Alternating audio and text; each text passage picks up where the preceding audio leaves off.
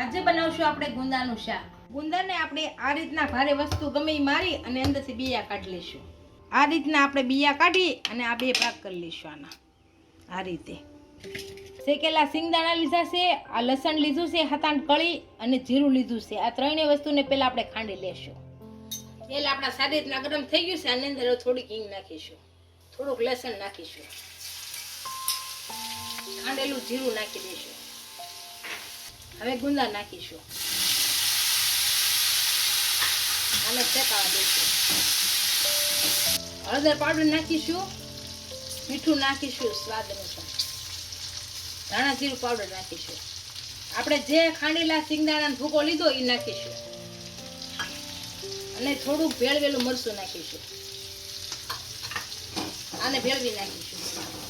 અડધી વાટકી દહીં નાખી અને આને ચડવા દઈશું. આને ઢાંકી દઈશું. હવે જોઈ જોઈશું આપણું શાક સડી ગયું કે નહીં.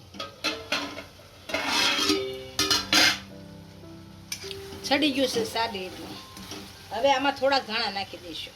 હવે આને ગેસ બંધ કરી અને નીચે ઉતારી લઈશું.